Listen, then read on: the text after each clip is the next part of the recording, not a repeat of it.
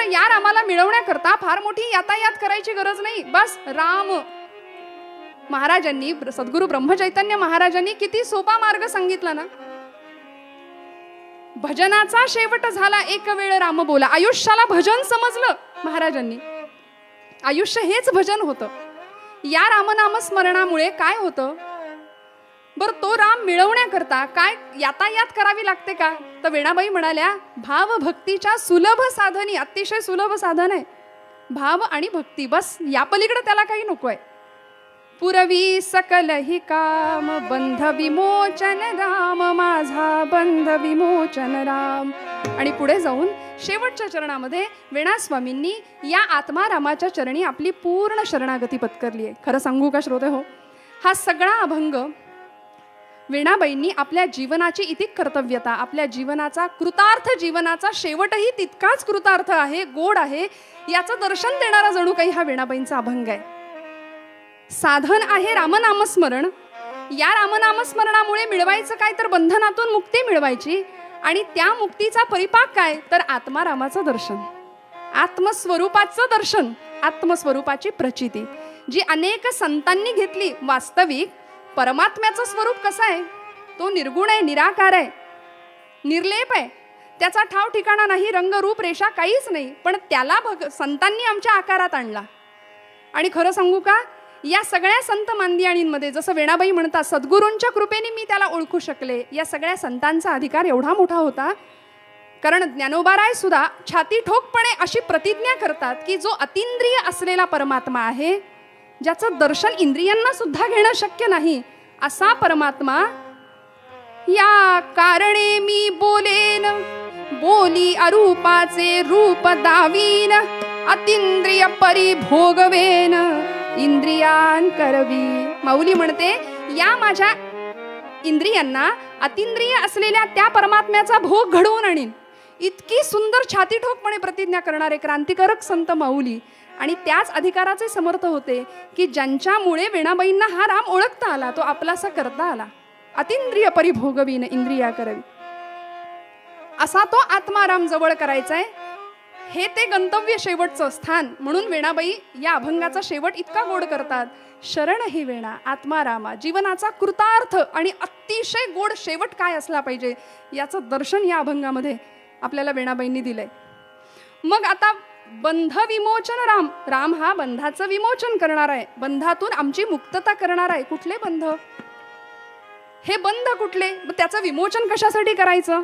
तर जगद्गुरु आद्य शंकराचार्य म्हणाले, देह स्त्री पुत्र मित्रानुचर हयवृषास्तोष हेतुर्ममेत्थम सर्वे स्वायुर्नयन्ति प्रथितमलममि मांसमी मांसयेह ये ते जीवन्ति येन व्यवहरन्ति पटवः येन सौभाग्यभाज्यः तं प्राणाधीशमन्तर्गतं मृतममुं नैव मीमांसयन्ति. सद्गुरुनाथ महाराज की. देहासंबंधीचा सगळा परिवार या देहाला लागलेलं बंधन आहे.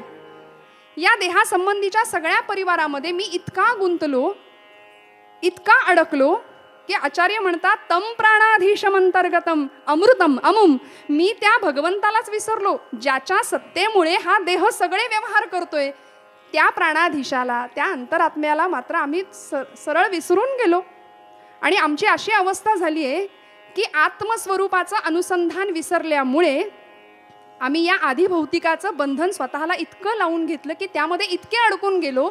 जसं एखादा पिता असतो, एखादे वडील असतात आणि आपल्या लहान मुलासमोर ते गेले की ते त्यांचं वडील पण विसरून जातात. ते वडील पण विसरून त्या मुलाशी इतके तन्मय होतात, ते प्रेमबंधन इतकं घट्ट असतं, ते बांधले जातात. मग अशा प्रसंगात तो मुलगा जवळ आला, नवे त्या मुलांनी एखादी वाजवली गाला तरी त्याला त्याच्यात सुख वाटतं का? तसं संत म्हणतात, तू तुझं आत्मस्वरूप विसरला आहेस आणि या सगळ्या भौतिक साधनांचं बंधन स्वतःला लावून घेतलं.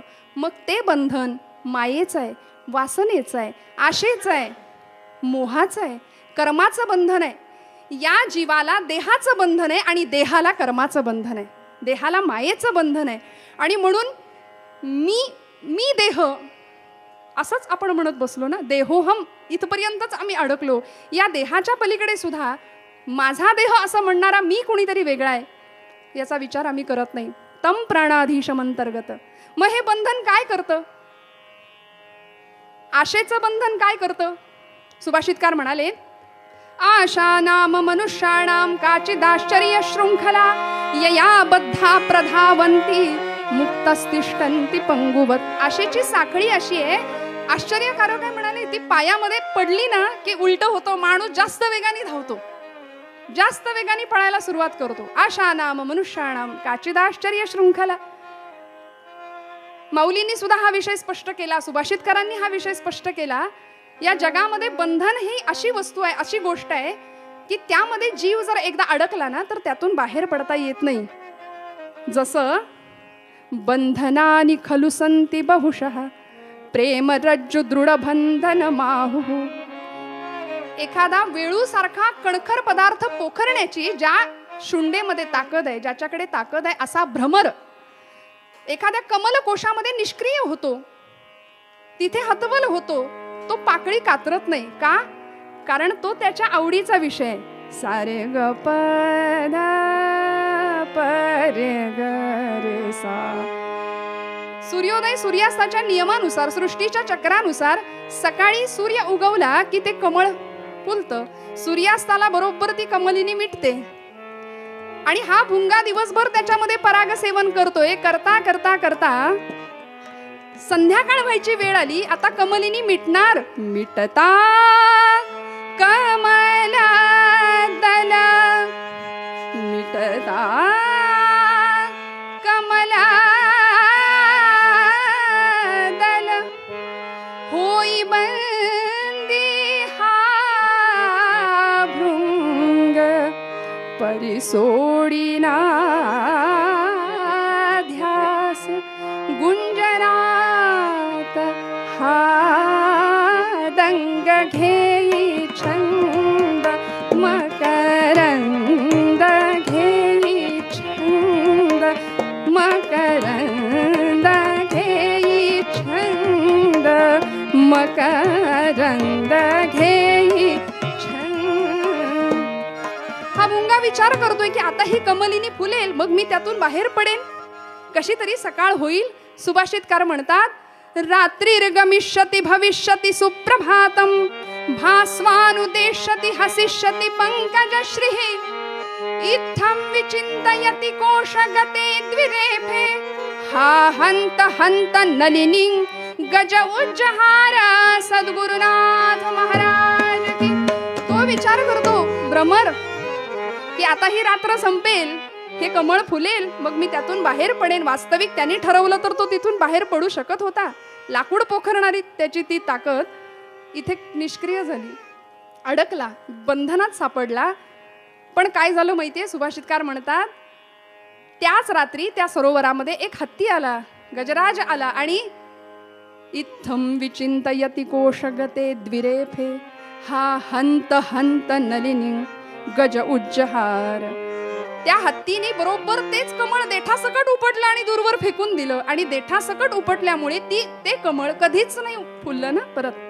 न फुलणाऱ्या कमलकोशामध्ये तो भ्रमर गुदमरून मेला मंडळी. पण त्यांनी पाकळी कातरली नाही ना, त्यातून बाहेर पडण्याचा प्रयत्न केला. आमचे संत आम्हाला सांगतात, या जीवाचं सुद्धा असंच होतं.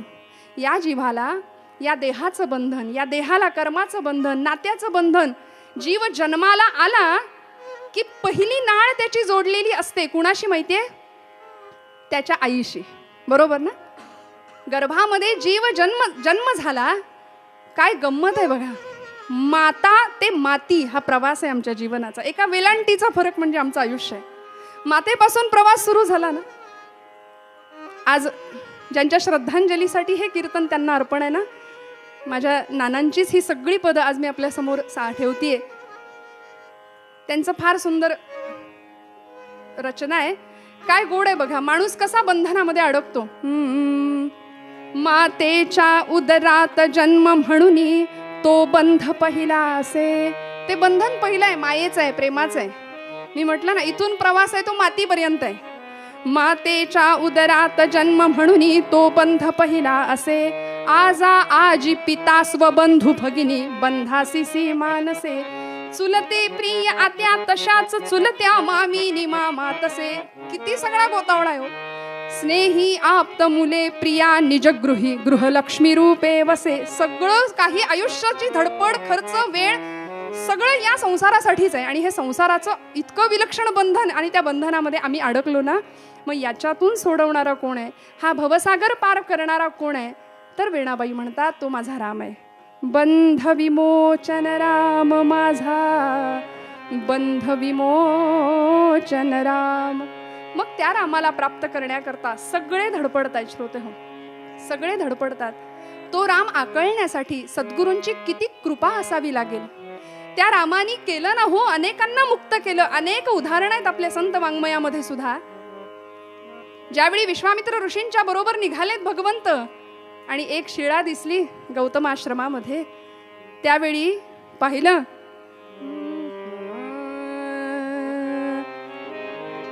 पुलकित झाले शरीर ओणवे, पुलकित झाले शरीर ओणवे, तुझ्या पदांचा स्पर्श जाणवे, चरण धुळीचे कुंकुम माझ्या, चरण धुळीचे कुंकुम माझ्या, चरण धुळीचे कुंकुम माझ्या, भाळासी लागले आज मी शाप मुक्त झाले, आज मी शाप मुक्त झाले.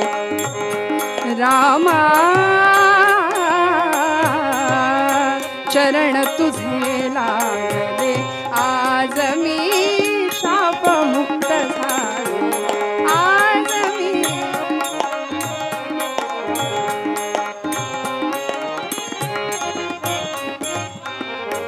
अनेकांना मुक्त केलं भगवंतांनी, अनेकांना मुक्त केलं बंधनातून. आणि म्हणून हा राम प्राप्त करण्याकरता, त्याला ओळखण्याकरता सद्गुरु कृपा असावी. जीवनाचा शेवट जर गोड व्हावा, त्या आत्मारामाशी अनुसंधान जुळावं असं जर वाटत असेल तर रामस्मरण व्हावं, मग शेवट गोड झाल्याशिवाय राहणार नाही. हा असा नित्य तृप्त जीवनाचा कृतार्थ शेवट वेणाबाईंनी स्वतः अनुभवला. सद्गुरूची कृपा कशी मिळवली, त्या रामाला कसं जवळ केलं आणि त्या आत्मारामाच्या चरणी कशा शरण गेल्या, बघूया उत्तर रंगामध्ये. पूर्व रंगात मी इथेच थांबते. एकदा अभंगाचा आठव करू आणि मग उत्तर भागाकडे जाऊ.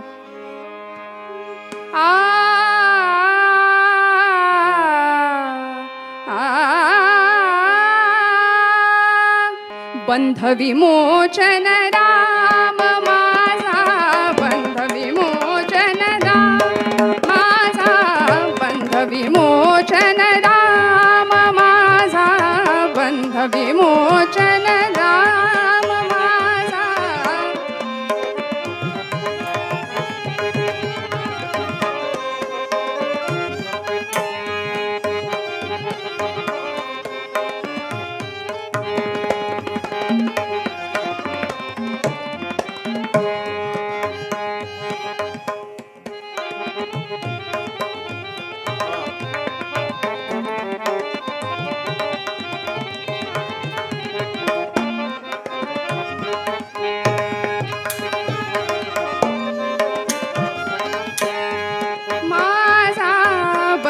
विमोचन राम, बंध विमोचन राम, बंध विमोचन. दिम तनन दिर तानोम तदेरे ना, दिम तनन दिर तानोम तदेरे ना, दिम तनन दिर तानोम तदेरे ना, दिम तनन दिर तानोम तदेरे ना, दिम तनन दिर तानोम तदेरे ना, तन देरे ना दिम न दिर दिर ना दिर दिर तुन दिर दिर दिर दिर तारे तारे दिम दिम तनन दिर दिर तानोम तदेरे ना, दिम तनन दिर दिर तानोम तदेरे ना, दिम तनन दिर दिर ना दिर दिर दिर तनन तुन दिर दिर दिर तनन ना दिर दिर दिर तनन तुन दिर दिर दिर तनन.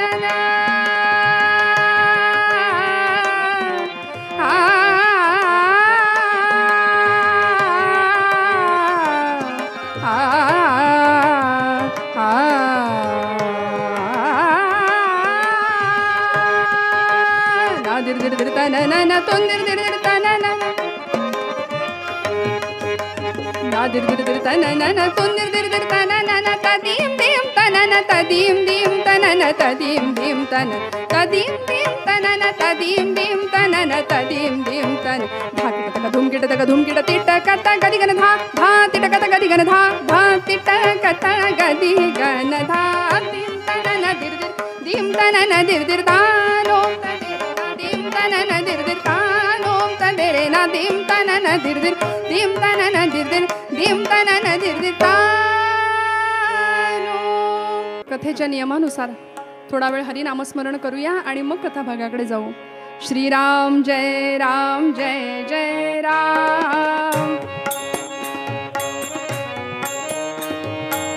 श्रीराम जय राम. श्रीराम श्रीराम जय राम. श्रीराम जय राम. श्रीराम जय राम. श्रीराम जय राम जय राम. श्रीराम जय राम जय राम. श्रीराम जय राम जय राम. बोला बोला. श्रीराम जय राम जय राम. श्रीराम जय राम श्रीराम जय राम श्रीराम जय राम बाबा. श्रीराम जय राम श्रीराम जय राम श्रीराम जय राम श्रीराम जय राम श्रीराम जय राम श्रीराम जय राम श्रीराम जय राम श्रीराम जय राम श्रीराम जय राम श्रीराम जय राम.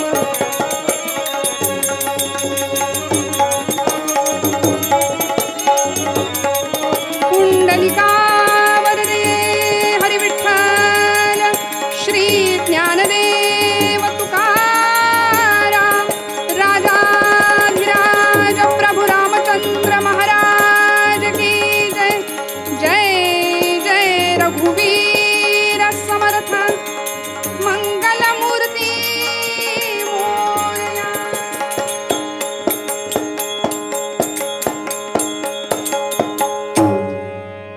जय जय रघुवीर समर्थ.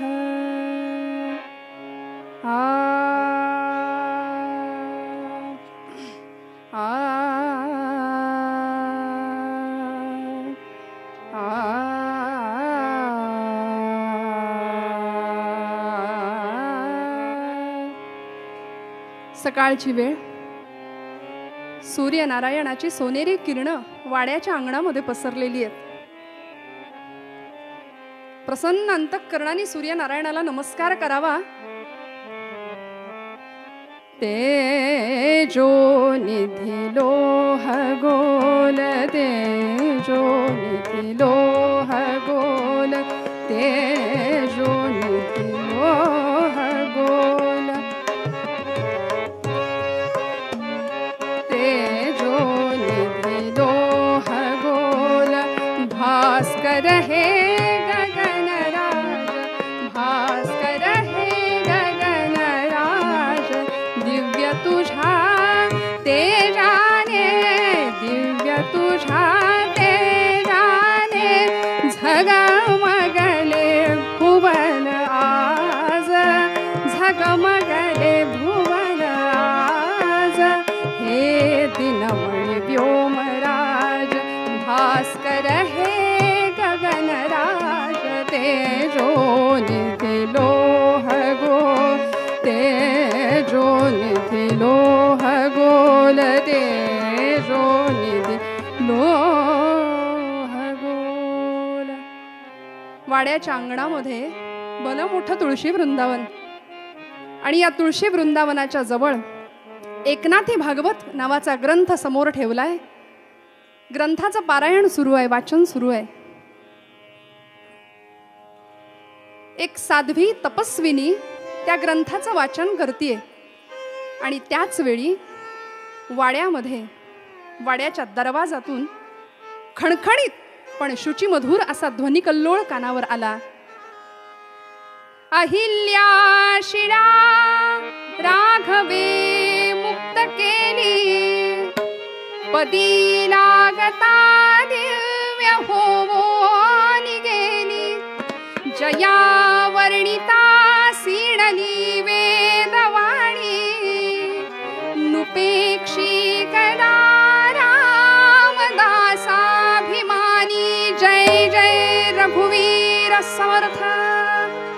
हा आवाज ऐकला, ती तपस्विनी उठून उभी राहिली, त्या मूर्तीचं दर्शन घेत राहिली. वाड्याच्या आतून आवाज आला, स्वामी महाराज थांबा, थोडं आणते भिक्षा. म्हणून सासूबाई आतमध्ये गेल्या, आणि इकडे ही तपस्विनी त्या महात्म्याकडे बघत राहिली. अत्यंत अलौकिक असं तेजपुंज ते रूप.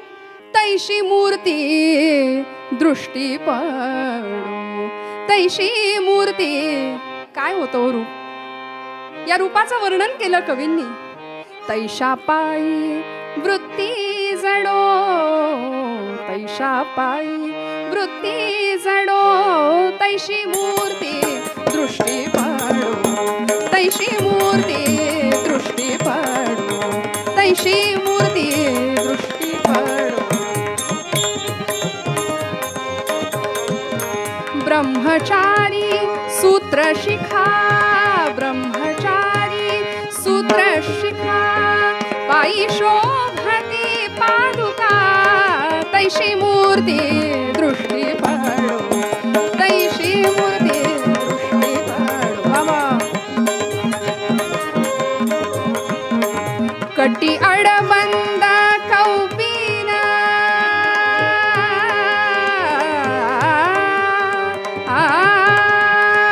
काय रूप होतो? अडबंद कौपीना, कटी अडबंद कौपीना, कंठी तुळसी मणिभूषण, कंठी तुळसी मणिभूषण, तैशी मूर्ती दृष्टी पडो, तैशी मूर्ती.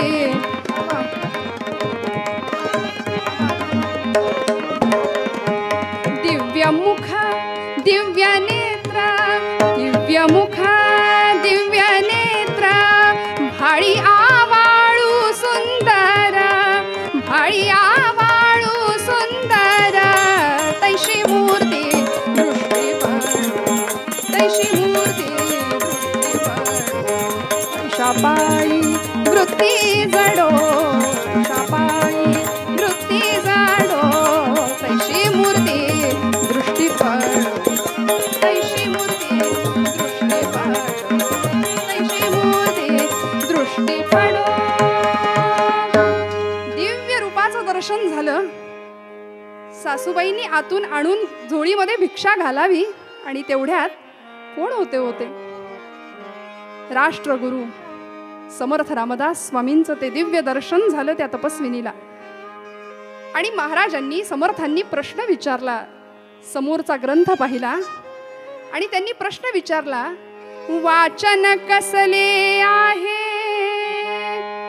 वाचन कसले आहे, कळते का सार यातले काही. आणि उत्तर मिळालं, महाराज नाथांचे भागवत कळते यातील उणे पुरे काही. अहो काय सांगू, असंख्य शंका मनीच्या,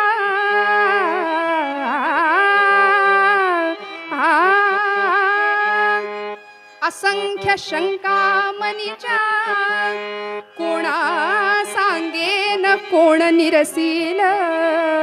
कुणाला सांगू, मनामध्ये भरपूर शंका आहेत, प्रश्न आहेत, पण कुणाला सांगेन, कुणाला सांगू, कुणाला विचारू. समर्थ हसले आणि तिच्याकडे बघून म्हणाले, शंका सांग मनीच्या, होशी निशंक भाग्यवरशील. रामा एवढा आनंद झाला की माझ्या सगळ्या प्रश्नांची उत्तर हे देणार हा विश्वास पटला. अंतर्मनाची साक्ष घेतली की आता याच पायावर आपलं जीवन व्हायचं.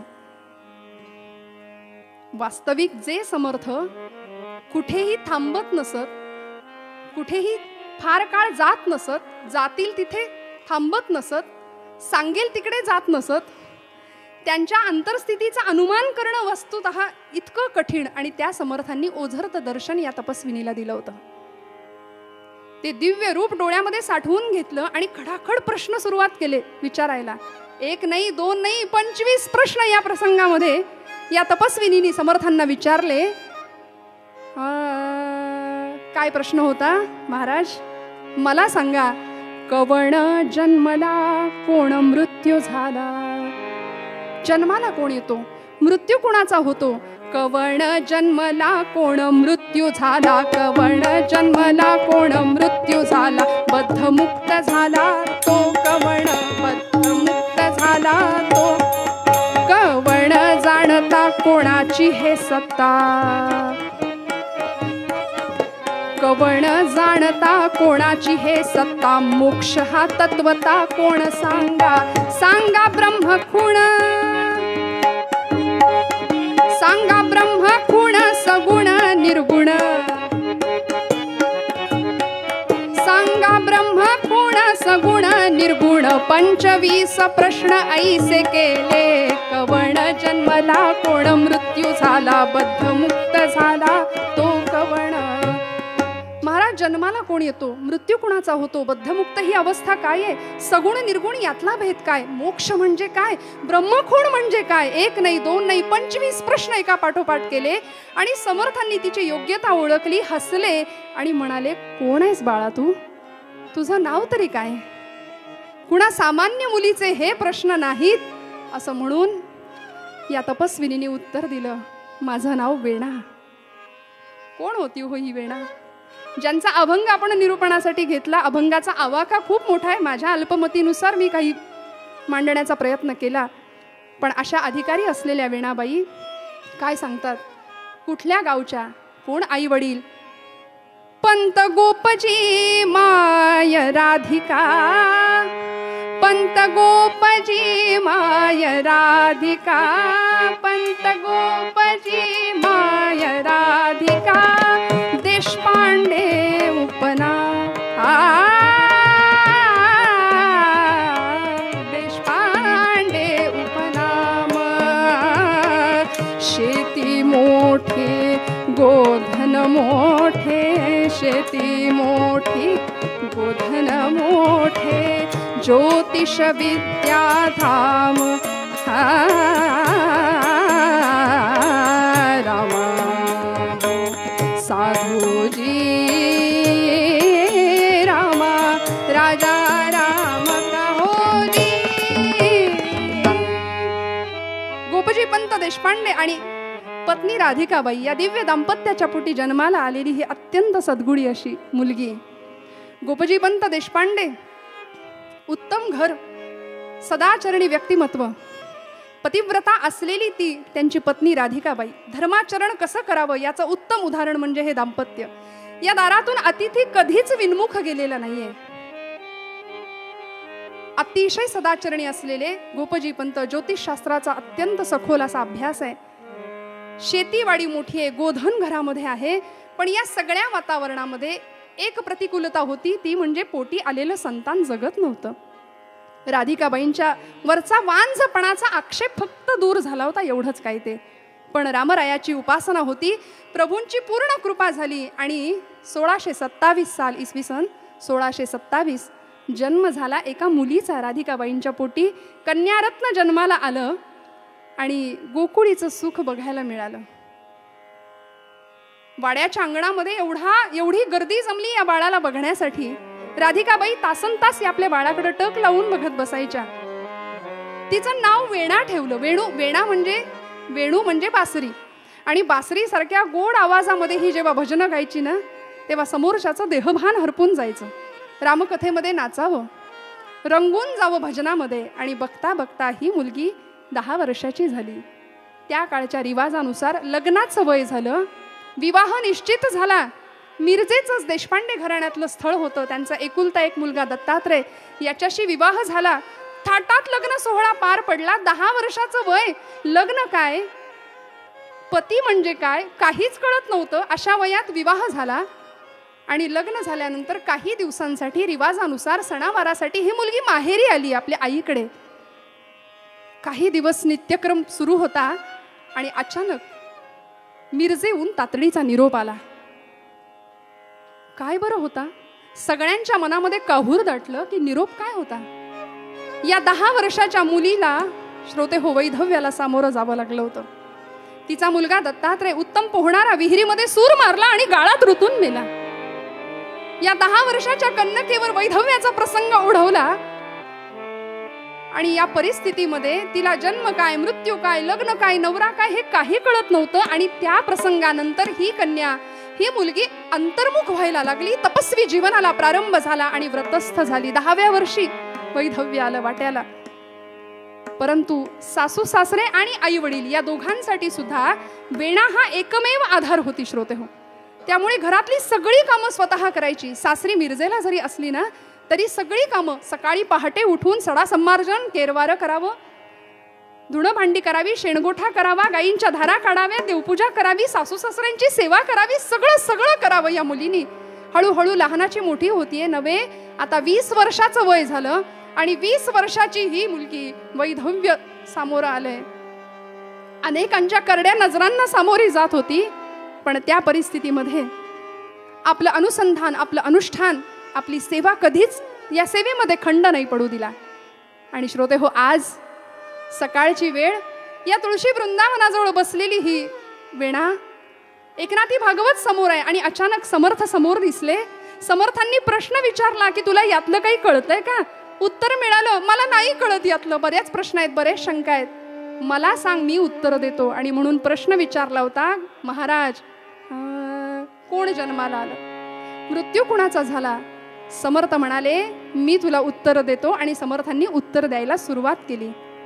प्रश्न होता, कवण जन्मला, कोण मृत्यू झाला, बद्धमुक्त झाला तो कवण? उत्तर मिळालं, अगं जीव हा जन्मला, जीव मृत्यू झाला, बद्धमुक्त झाला तोची जीव, कवण जाणता कोणाची हे सत्ता? सांगा महाराज. उत्तर मिळालं, ईश्वर जाणता ईश्वराची सत्ता, ईश्वर जाणता ईश्वराची सत्ता, मोक्ष हा तत्वता ईश्वराची.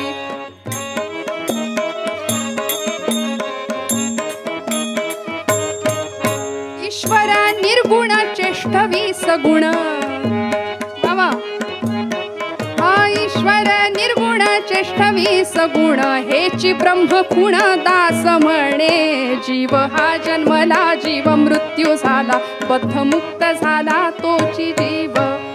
सगळ्या प्रश्नांची समाधानकारक उत्तर मिळाली आणि तातडीने वेणाने प्रश्न केला, महाराज दास म्हणे म्हणजे कोण हो? महाराज दास म्हणे म्हणजे कोण? समर्थ हसले आणि म्हणाले, दास म्हणजे चाफळच्या रामाचा दास. एवढं म्हटले आणि गरकन मागं फिरले, कधी गेले कळालं नाही. जय जय रघुवीर समर्थ. ते ध्यान दृष्टी पडून नाहीसं झालं, पण अंतर्मनावर कोरलं गेलं. अजिबात दृष्टी समोरून ते ध्यान जायला तयार नाही. आणि अशा वेळी मध्ये बराच काळ लोटला. समर्थांनी दर्शन तर दिलं, पण आता काही कारणांनी माहेरी आलेली वेणा आपल्या आई वडिलांकडे, गोपजी पंत आणि राधिकाबाईंकडे बरेच दिवस गेले. समर्थांचं दर्शन होतं, यांच्याच पायावरती आपलं जीवन व्हायचं हे निश्चित झालं होतं. आणि सासरी माहेरी आल्यानंतर काही दिवसांनी महालक्ष्मीच्या दर्शनाला गेली. महालक्ष्मीच्या प्रांगणामध्ये दर्शन घेतलं आणि अचानक दवंडी कानावर पडली. ऐका हो ऐका, कोल्हापूरवर का, कोल्हापूरचा महालक्ष्मीचं प्रांगण आज सांच्याला समर्थ रामदास स्वामींचं कीर्तन प्रांगणात होणार आहे. ही दिंडी ऐकली मात्र वेणाला एवढा आनंद झाला श्रोते हो, एवढा आनंद झाला. तातडीने घरी आली आणि आईबाबांना सांगू लागली, आई बाबा मला ज्यांचं दर्शन झालं ना मिरजेला, त्या समर्थांचं आज कीर्तन आहे, बरं आई तू चल का माझ्या बरोबर? आई म्हणली, मला काय का कळतंय त्यातलं, वेणा तू जा बरं. शेवटी आई वडिलांना घेऊन हट्टाने वेणा कीर्तनाला आली. श्रोते हो, महालक्ष्मीच्या प्रांगणामध्ये ही गर्दी लोटली होती समर्थांच्या कीर्तनाला. समर्थ कीर्तनामध्ये रंगून गेले होते आणि मागे भव्य बलदंड शिष्य समोर मागे उभे होते. एकाने मृदंग घेतला होता, दुसऱ्याने झांज हातात घेतली होती. जणू काही त्रयमूर्तीचं दर्शन लोकांना होत होतं. समर्थांनी कीर्तनाला सुरुवात केली. रामा हो जय राम रामा रामा हो जय राम रामा रामा हो जय राम.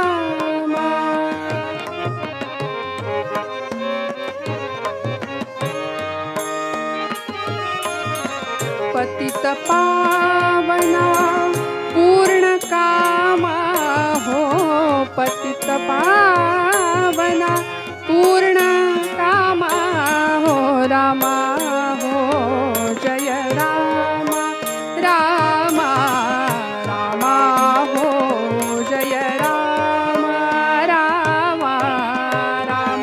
समर्थ कीर्तनामध्ये रंगले होते. कीर्तनाचा रंग विलक्षण होता. राष्ट्र धर्म धर्म राष्ट्र या विषयावर समर्थ बोलत होते. वेणा स्वामी आपल्या आईवडिलांना घेऊन कीर्तनाला आल्या. ही गर्दी बसायला जागा नाही म्हणून उभ्यानीच कीर्तन श्रवण करू लागल्या. समर्थांनी त्यांना खुणेनी समोर बोलावून घेतलं उद्धव स्वामींना पाठवून. आणि वेणाबाईंना आनंद झाला की एवढ्या गर्दीत सुद्धा समर्थांनी आपल्याला ओळखलं. कीर्तनाचा रंग अधिक वाढला. समर्थ धर्म राष्ट्र या विषयावर प्रभावीपणे आपले विचार मांडत होते. कीर्तन संपलं, दर्शन झालं आणि इथून पुढे 7 दिवस अखंड कीर्तनाचा सप्ताह समर्थांचा महालक्ष्मीच्या प्रांगणामध्ये होता. वेणा रोज कीर्तनाला जायची समर्थांच्या. रोज कीर्तनामृत प्राशन करायची, आनंदाने घरी यायची. आणि आज आता 7वा दिवस उजाडला बरं सेवेचा. सप्ताह पूर्ण होणार. आता समर्थांची भेट होणार की नाही, कधी होणार अशी हुरहुर मनाला लागलेली आहे. त्याच वेळी घरी बोलावलं. अंतरीची इच्छा होती की समर्थांचा अनुग्रह आपल्याला प्राप्त व्हावा. समर्थांनी ती इच्छा पूर्ण केली. समर्थ वेणाच्या घरी गेले. गोपजी पंत आणि राधिकाबाईंनी भव्य स्वागत केलं समर्थांचं. आणि समर्थांनी या प्रसंगामध्ये वेणाबाईंना अनुग्रह दिला. नव्हे, तिच्या आईवडिलांना सुद्धा अनुग्रह झाला. आणि समर्थांनी आपल्या झोळीतला दासबोध नावाच्या ग्रंथाची मूळ प्रत वेणाच्या हातामध्ये दिली.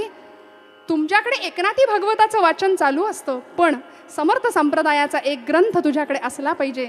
हा ग्रंथ घे. अजून 4-5 दिवस आमचा मुक्काम कोल्हापुरामध्ये असला पाहिजे अशी रामरायाची इच्छा दिसते. वेणाला खूप आनंद झाला. तो ग्रंथ घेतला. फक्त या 4 दिवसामध्ये या ग्रंथाचं हस्तलिखित तयार करून मूळ ग्रंथ आम्हास परत करावा. वेणाने तो ग्रंथ घेतला. 4च दिवसामध्ये सुवाच्य अक्षरामध्ये ग्रंथ लिहून काढला आणि मूळ ग्रंथ समर्थांना परत केला. पुढच्या 4-5 दिवसांमध्ये सुद्धा वेणा रोज कीर्तनाला जायची श्रोते हो. पण अनुग्रहानंतर इतका सुंदर बदल झाला होता. शिशिराच्या प्रखर सूर्यानी भाजून निघालेली जमीन वसंताच्या अमृत वर्षावानं जशी न्हावून निघते तसं वेणाबाईंचं तप्त अंतःकरण कृतार्थ झालं होतं, परमपावन झालं होतं. पण श्रोते हो, अशी काही मंडळी असतात समाजामध्ये जी आजही आहेत, पूर्वीही होती. देवाची, देशाची, धर्माची ज्यांना फार चिंता लागलीये असे काही लोक आपला बहुमोल वेळ खर्च करून गावागावातल्या पारावर कट्ट्यावर बसणारी असतात का नाही, त्यांनी मात्र वेणाला त्रास द्यायला सुरुवात करावी. वेणा कीर्तनाला निघाली की कुणीतरी म्हणावं, अरे गोंदिया, अरे कीर्तन होणार नाही आज. वेणाला कळत होतं हे सगळं आपल्याला उद्देशून आहे. वेणा निघाली की मागून जय जयकार करावा, जय जय रघुवीर समर्थ. वेणाला हे सगळं कळत होतं श्रोते हो. घरामध्ये काव्य उत्स्फूर्तपणे जन्माला यायला लागलं. गुरुकृपा अशी झाली की काव्याचा उगम व्हायला लागला. वेणाबाईंनी सुंदर काव्य करावं, आपली ग्रंथसंपदा तयार व्हायला लागली. गुरु निशब्दाची बीजे अहमा प्राप्त आत्मकाजे, आम्ही अबोल अबोल अबोले बोलू बोल. हे काव्य वाचावं. गोपजी पंतांच्या हातामध्ये ते वेणाचं काव्य पडलं की पंतांनी आपल्या पत्नीला सांगावं, अगं ऐकलंस का, वेणाने किती सुंदर काव्य केलंय बघ. राधिकाबाई अक्षरशः गहीवरून म्हणायच्या, चुलीत घाला ते काव्य. अहो, हिच्यामुळे समर्थांना कमीपणा येतो.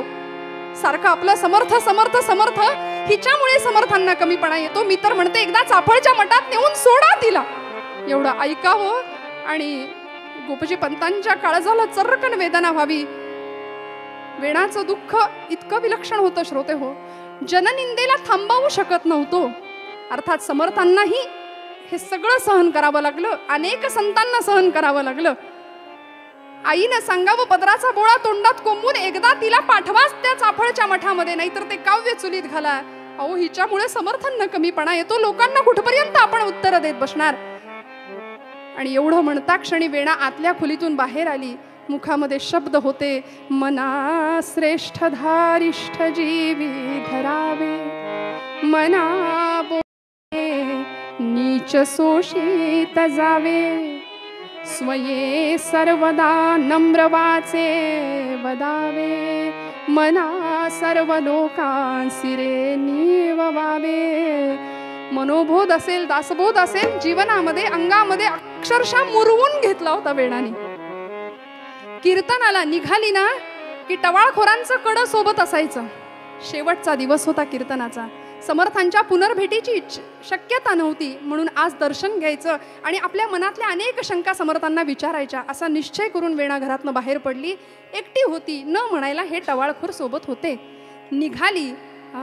देशपांड्यांची पोर ही वेणा. मागून चर्चा सुरू झाली. बघा बघा बघा, भवानी निघाली कीर्तनाला. देशपांड्यांची पोर ही वेणा, भवानी जाते नित्य कीर्तना, रात्रंदिसही मांडून ठाणा, गोसाव्याला भजते जाणा, गोसावी ही उमदा दिसतो, भजन कीर्तनी ढोंग दावितो. ओ, एक नाही, दोन नाही, असंख्य प्रकारचे निंदेचे आरोप समर्थांच्यावर आणि वेणाबाईवर व्हायला सुरुवात झाली. पण वेणाचं तिकडे लक्ष नव्हतं. ऐसी निंदा हसे टवाळी अखंड चालू असे, ऐसी निंदा हसे टवाळी अखंड चालू असे. वेणा कीर्तनामध्ये जाऊन पोहोचली. अंतःकरण तप्त होतं. ही निंदा सहन होण्याच्या पलीकडची होती. समर्थांचं कीर्तन सुरू झालं आणि समर्थांनी आज कीर्तनासाठी तुकोबरायांचा अभंग घेतला होता. कोणी निंदा कोणी वंदा, आम्हा स्वहिताचा धंदा. आजचं सगळं कीर्तन वेणीसाठी होतं. समर्थ सांगत होते, श्रोते हो, सुवर्णत्व सिद्ध केव्हा होतं, जेव्हा ते अग्नीतून भट्टीतून तावून सुलाखून बाहेर पडतं. दग्धम दग्धम पुनरपि पुनः कांचनम पीतवर्णम. सगळ्या संतांनी, ऋषी महंतांनी निंदा नालस्ती सहन केली, पण ते त्यातूनच त्यांचं सुवर्णत्व, त्यांचं मोठेपण सिद्ध झालं. हे सगळं सहन करावं लागेल. आजचं सगळं कीर्तन वेणासाठी होतं, कारण हजारो श्रोत्यांचं काम एकटी ती करत होती. ज्याला घडवायचं होतं असा श्रोता समोर होता, असा जिज्ञासू श्रोता समोर होता. समर्थांना त्याची जाणीव होती, तिचं बुद्धिवैभव समर्थ जाणून होते. म्हणून सगळं कीर्तन जणू काही कोणी निंदा कोणी वंदा, कोणी निंदा कोणी वंदा, आम्हा स्वहिताचा धंदा, आम्हा स्वहिताचा धंदा, आम्हा स्वहिताचा. तुम्हा सारिखे चालावे तरी स्वहितासी मुकावे, तुकोबराय म्हणतात. अहो, तुमच्याकडे कोण लक्ष देतो? आमचं हित आमच्या हितापासून आम्हाला अंतर द्यावं लागेल. तुमच्या सारखं जर ऐकलं, तुमच्या म्हणण्याप्रमाणे जर आम्ही वागलो तर. समर्थांचं कीर्तन संपलं. आज कीर्तनाचा समारोपाचा दिवस. शेवट झाला, आरती झाली आणि काही शंका विचारण्यासाठी त्या प्रांगणामध्ये तिथेच उद्धव स्वामी, दिवाकर स्वामी, कल्याण स्वामी, अक्का स्वामी सगळे हजर होते. समर्थांना अनेकांनी अनेक प्रकारचे प्रश्न विचारायला सुरुवात केली. समर्थ उत्तर देत होते या शिष्यांच्या प्रश्नांची. आणि या प्रश्नोत्तरांमध्ये पहाट कधी झाली कळलंच नाही. रात्र निघून गेली हो. पहाटेचे 5 वाजले, कळालं मंदिरामध्ये सनईचा उघडा वाजला तेव्हा. आणि आता मात्र या टवाळखोरांनी आज काय तो सोक्ष मोक्ष लावायचाच हा चंग जणू काही बांधला होता. पहाट झाली. वेणाने ठरवलं पटकन वाड्यावर घरी गेलं पाहिजे आपल्या. म्हणून वेणा निघाली. तेवढ्यात कल्याण स्वामींकडून समर्थांनी निरोप पाठवला की समर्थांची आज्ञा आहे, आजची काकड आरती करून मगच जा. लक्ष सगळं घरामध्ये होतं. आता काय वाढून ठेवलं असेल समोर माहिती नाही. रात्रभर या सर्वांच्या सहवासामध्ये मी होते. टवाळखोरांचं कडं आजूबाजूला होतच. आता काय वाढून ठेवलं असेल माहिती नाही, काही कल्पना नाही. समर्थांच्या आज्ञेनुसार वेणा काकड आरतीला थांबली. काकड आरती झाली आणि घराच्या दिशेने निघाली. तिच्या आधी हे सगळे टवाळखोर मंडळी वाड्यामध्ये हजर होते.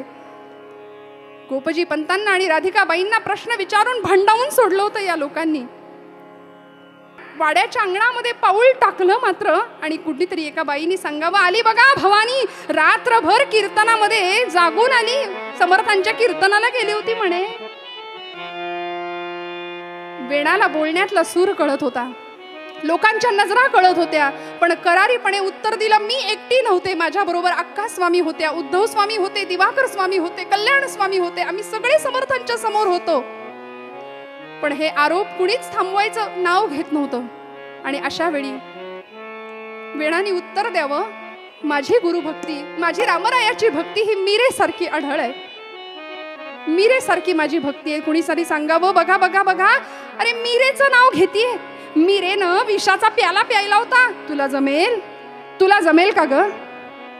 डोळ्यात टचकन पाणी आलं आणि समर्थांना करुणा भाकली.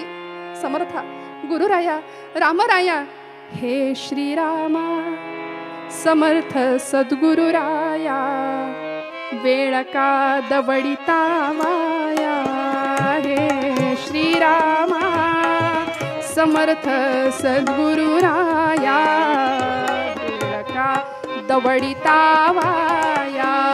जरी शुद्धची मी पवित्र जरी मम काया, तुम्ही घ्याल शिरावर माया, हे श्रीरामा समर्थ सद्गुरुराया. वेणा करुणा भक्ती. राधिकाबाईंनी हे ऐकलं मात्र अक्षरशः भुवळ येऊन राधिकाबाई खाली कोसळल्या. काय होणार माझ्या वेणाचं? या सगळ्या टवाळखोर लोकांनी आज वेणाचा सोक्षमोक्ष लावायचा असा निर्णय घेतला होता. मीरेनं विषाचा प्यायला प्यायला, तुला जमेल का असं विचारल्या क्षणी कुणीतरी पितळी ग्लास भरून जहरी विष वेणाच्या समोर आणून उभं केलं. वेणाने तो ग्लास हातामध्ये घेतला, तो पेला हातामध्ये घेतला आणि डोळे झाकले. आपल्या गुरुदेवांची करुणा भाकली, रामरायाची प्रार्थना केली आणि एका क्षणाचाही विलंब न करता गट गट गट गट गट गट तो पेला रिकामा केला. आता मात्र सगळ्यांचं धाबं दणाणलं होतं. काय होईल, कसं होईल, सगळेजण वाट बघतायत, पण वेणाला काहीच परिणाम नाही त्या विषाचा. तिच्या शरीरावर या विषाचा काहीच परिणाम नाही, कारण समर्थांची करुणा भाकली होती. बहुनाम या रामनामी तुळेना, अभाग्या नरा पामरा हे कळेना, विषा औषध घेतले पार्वतीशे, जीवा मानवा किंकरा कोण पुसे, जय जय रघुवीर समर्थ. काहीच परिणाम नाही शरीरावर. आता मात्र सगळ्यांचं धाबं दणाणलं आणि या एका क्षणानंतर वाड्यामध्ये अशी भव्य गर्जना झाली, जय जय रघुवीर समर्थ. समर्थांच्या चेहऱ्यावर संताप होता, बरोबर शिष्यमंडळी होती. समर्थाची या सेवका वक्र पाहे, असा सर्व भूमंडळी कोण आहे, जयांची लीला वर्णिती लोक तिन्ही, नुपेक्षी कदा रामदासाभिमानी, जय जय रघुवीर समर्थ. ओम भवती भिक्षां देहि. राधिकाबाई शुद्धीवर आल्या, आतमध्ये गेल्या आणि म्हणाल्या, महाराज आणते हो भिक्षा. म्हणून आतमध्ये गेल्या. समर्थ म्हणाले, आज कुठलीच दुसरी भिक्षा नको मला, आज मला दुसरी कुठलीच भिक्षा नको. मग महाराज, ही तुमची वेणा माझ्या झोळीत घाला म्हणाले. चाफळच्या मठाची जबाबदारी तिच्याकडे द्यावी असा विचार आहे.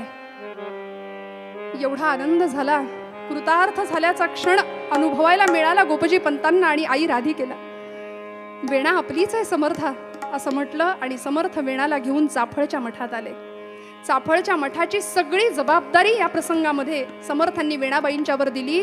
चाफळचा रामनवमीचा उत्सव दरवर्षीचा वेणाबाई इतक्या आवडीने पार करायच्या, कारण उत्सवाची सगळी तयारी स्वतः करायच्या. नव्हे, समर्थ कधी उत्सवासाठी थांबत नव्हते, कारण दास डोंगरी राहतो यात्रा देवाची पाहतो या न्यायाने उत्सवाची सगळी तयारी या शिष्य मांदियाळींनी करावी. आणि एका उत्सवाच्या प्रसंगी श्रोते हो, चरित्रामध्ये फार सुंदर वर्णन आहे की अगदी 15 दिवसावर रामनवमीचा उत्सव येऊन ठेपलाय आणि वेणाबाईंना फणफणून ताप भरलेला आहे. अंगात चालण्याचे सुद्धा त्राण नव्हते. रामा, कसा रे उत्सव पार पडेल आता तुझा. म्हणून चाफळच्या रामासमोर एका खांबाला घट्ट धरून, का तर पडेन की काय म्हणून घट्ट धरून उभे आहेत आणि रामरायाला प्रार्थना करतायत. पतित पावना जानकी जीवना,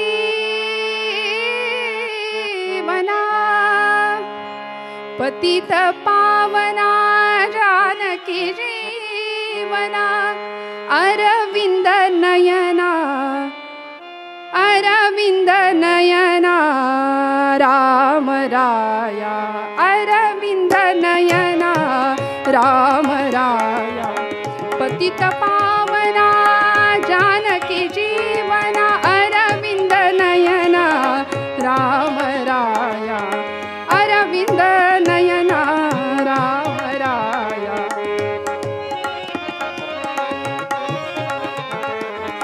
ऐकुनी करुणा अयोध्येचा राणा, ऐकुनी करुणा अयोध्येचा राणा, मूर्तीच्या नयना अश्रू आले, अरविंद नयना राम राया, अरविंद नयना राम राया. रामा कसा होईल तुझा उत्सव म्हणून वेणाबाई काळजीत आणि श्रोते हो भगवंत भक्तासाठी रडतो ना. ब्रह्मचैतन्य महाराजांकरता राम रडला होता, वेणाबाईंकरता हा चाफळचा राम या प्रसंगामध्ये रडलेला आहे. चाफळचा उत्सव पार पाडण्याकरता रामरायांनी अनुभव दिला. रामराय रामाबाई हे नाव धारण करून आले, सगळी तयारी केली, उत्सव यथासांग पार पडला आणि समर्थ आले. त्यानंतर वेणाबाईंना कळालं की ती रामाबाई नावाची कुणी नव्हती, तर स्वतः प्रत्यक्ष प्रभू रामचंद्र आले होते सेवेसाठी. भगवंत सुद्धा भक्तासाठी रडतो, व्याकुळ होतो, याची ही अनेक उदाहरणं आपल्याला देता येतात श्रोते हो. चाफळच्या मठाची उत्तम देखभाल केली. यानंतर काही काळातच समर्थांनी वेणाबाईंना मिरजेला जो मठ स्थापन केला त्या मठाच्या मठाधिपती म्हणून स्थान दिलं, म्हणून तो अधिकार प्राप्त करून दिला. आणि समर्थांच्या स्त्री शिष्यांपैकी एकमेव अशा वेणाबाई होत्या की ज्या उत्तम कीर्तन करत होत्या. कीर्तनाला वेणाबाईंनी उभं राहावं, रामरायाचे गुण गावेत, सद्गुरू महिमा वर्णन करावा. बरेच दिवस मध्ये लोटले आणि आता मिरजेला असताना वेणाबाईंनी अनेक प्रकारची ग्रंथसंपदा सुद्धा निर्माण केली, अनेक शिष्य घडवले. पण या काळामध्ये हुरहुर वाटत होती. समर्थांची भेट नाही झाली तर तळमळ वाटायची गुरुप्राप्तीची, गुरुभेटीची. आणि समर्थांना कधीतरी सांगावं, समर्था मला माहेरी पाठवा, समर्था मला माहेरी पाठवा, मला माहेरी जायचंय. मठातल्या शिष्यांना कळत नव्हतं की ही अशी काय म्हणते. मठाचा अधिकार प्राप्त झालाय, मठाधिपती म्हणून स्थान मिळाले आणि माहेर माहेर काय करते, आई वडिलांची आठवण येत असेल असं बाकीच्यांना वाटावं. पण वेणा सतत हट्ट करत होती, समर्था मला माहेरी पाठवाल का, मला माहेरी पाठवा. समर्थ म्हणायचे, वेणा आज नाही मी सांगेन तेव्हा, वेणा आता नाही मी सांगेन तेव्हा. आणि असं करता करता सज्जनगडवरच्या उत्सवाकरता समर्थ तिथे हजर आहेत, वेणास्वामी तिथे हजर होत्या. आणि एक दिवस असा उजडला, समर्थांनी वेणाला सांगावं, वेणा रामनवमीचा दिवस, उत्सवाचा दिवस, आज माहेरी जायचं बरं का, आज माहेरी जायचं. सगळ्या शिष्यांना असं वाटत होतं वेणाला मिरजेला जायला आज परवानगी मिळणार आहे, कोल्हापूरला जायला आज परवानगी मिळणार आहे माहेरी. पण समर्थांच्या बोलण्यातलं मर्म वेणाला कळालं. वेणा कुठल्या माहेराची अपेक्षा करत होती हे समर्थांना माहीत होतं. आज माहेरी जायचं. गडावरती त्या दिवशी वेणाला समर्थांनी कीर्तनाची आज्ञा केली आणि वेणाबाई कीर्तनाला उभ्या राहिल्या. हातामध्ये झांज घ्यावी, स्वच्छ पांढरं शुभ्र लुगडं परिधान केलेलं, डोक्यावर पदर आहे.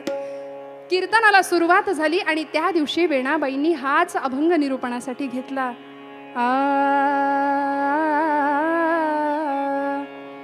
बंध विमोचन राम माझा, बंध विमोचन राम. कीर्तनामध्ये रंग भरला. स्वतः समर्थ समोर बसून कीर्तन ऐकत होते.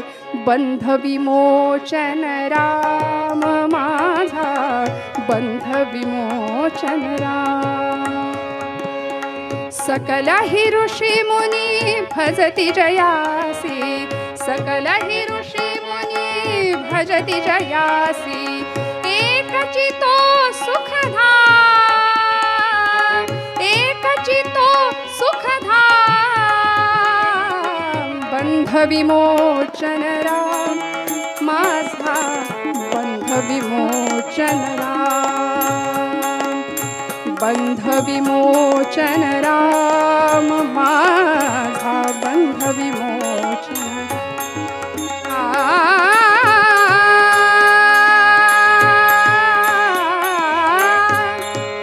वेणेचं कीर्तन रंगलेलं आहे. लोक कीर्तनामध्ये मंत्रमुग्ध आहेत. समर्थ स्वतः समोर बसून कीर्तन श्रवण करतायत. वेणाबाईंनी आपलं कीर्तन पूर्ण करावं. शरण ही मेणा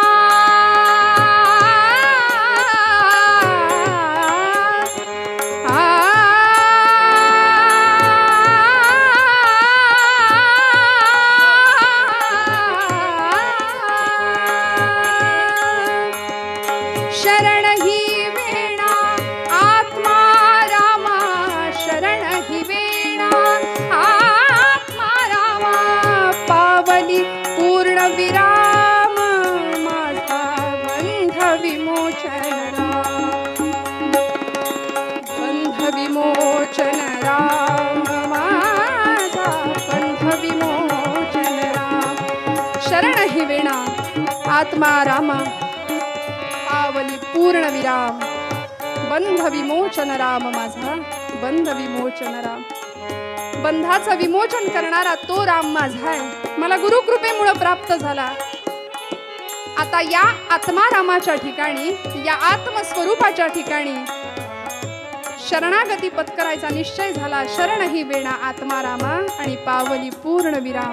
जीवनाची इति कर्तव्यता तृप्त आनंदी समाधानी जीवनाचा अत्यंत तृप्त आणि कृतार्थ असा गोड शेवट वेणाबाईंनी अनुभवला. सद्गुरूंच्या कृपेने पूर्ण कृपा प्राप्त झाली. आणि या कीर्तनानंतरच भैरवी झाल्याबरोबर वेणाबाईंनी आपला सगळा देह समर्थांच्या चरणावर लोटला. श्रोते हो, आणि त्या चरणावरतीच आपला शेवटचा श्वास घेतला. शरण ही वेणा आत्मारामा पावली पूर्ण विराम.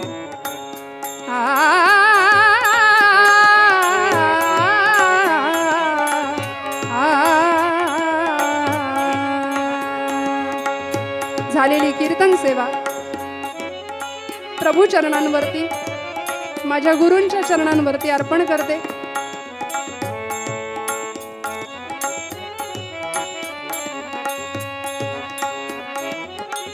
सर्व श्रोतृवृंदांच्या चरणी अर्पण करते. तीनही साथीदारांचे आभार व्यक्त करते. श्रद्धांजली कीर्तन महोत्सव समितीचं काम खूप मोठं आहे. मी सुरुवातीला सांगितल्या पद्धतीने पुण्यातले आमचे सर्व ज्येष्ठ कीर्तनकार या महोत्सवासाठी झटत आहेत. अत्यंत मेहनत घेऊन हा उत्सव अशा पद्धतीने डिजिटल व्यासपीठ सगळ्यांसाठी उपलब्ध करून देत आहेत आणि आपल्या सगळ्यांना घर बसल्या या कीर्तनांचा आस्वाद घेता येतोय. आज या श्रद्धांजली कीर्तन महोत्सवातलं पहिलं कीर्तन पुष्प माझ्या भाग्याने माझ्या वाट्याला आलं आणि तेही माझे गुरुवर्य आदरणीय नारायणबुवा काणे नानांच्या श्रद्धांजलीसाठी ही कीर्तन सेवा त्यांच्या चरणांवर समर्पित करण्याचं भाग्य मला मिळालं. म्हणून समितीचे मनापासून आभार व्यक्त करते. सगळ्या संतांनी जे मागणं मागितलं